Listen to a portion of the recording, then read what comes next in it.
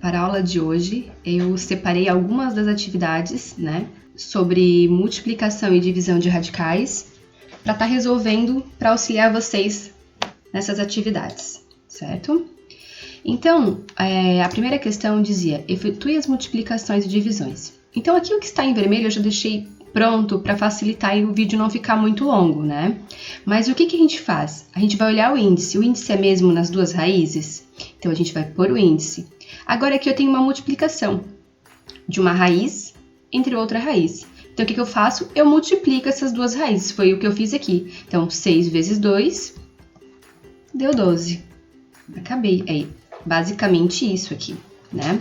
Se pedir para estar simplificando, nós teríamos que simplificar. Mas nesse caso, ele só pediu para efetuar a multiplicação, né? E divisão. Aqui a gente vai olhar o quê? O índice é 3 nas duas raízes. Então, eu posso só estar multiplicando 7 vezes 4, que foi o que eu fiz aqui, dá 28. Então, já temos a resposta também dessa. Aqui é uma raiz quadrada, então o índice não aparece, mas é 2 nas duas raízes. Então, aqui em vez de uma multiplicação, é uma divisão. Então, 15 dividido por 3, foi o que eu fiz aqui, deu raiz de 5, certo?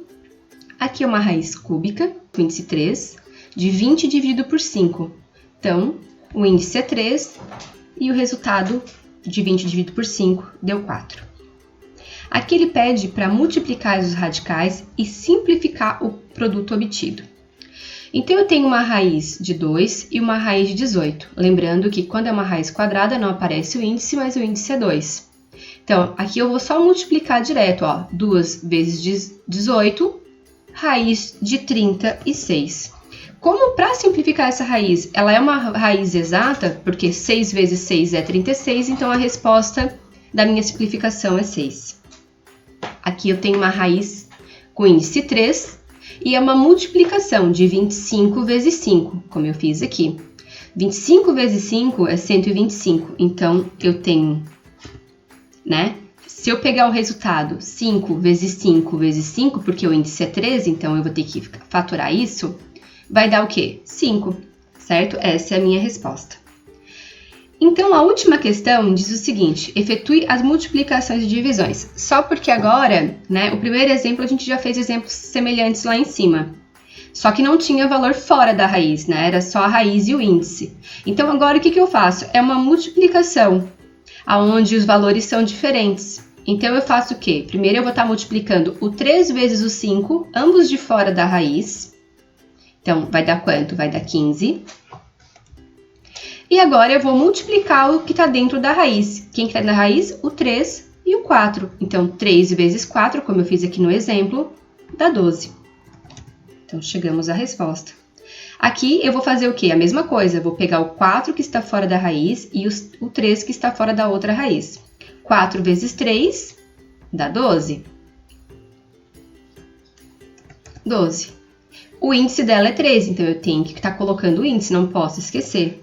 Agora eu tenho que dentro da raiz 4 e 4. 4 vezes 4 é 16. Agora, no exemplo C, eu não tenho mais uma multiplicação, eu tenho uma divisão. Então, eu vou pegar o 24 que está fora da raiz e vou dividir pelo 6 que está fora da raiz, como eu fiz no exemplo aqui. 24 dividido por 6 é 4.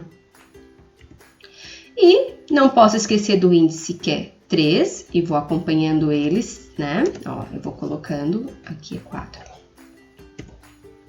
E faço o quê? 21 dividido por 7. E que vai dar 3. Nesse exemplo aqui também é uma divisão. Eu vou fazer o quê? Vou dividir o 10 que está fora da raiz pelo 2 que está fora da raiz. 10 dividido por 2 dá 5.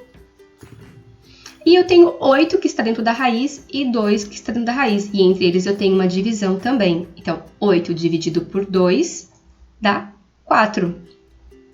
Então, qual é a diferença dessa? Né? Essa daqui, a raiz de 4 é uma raiz exata, né? Então, eu posso fazer o quê? 5.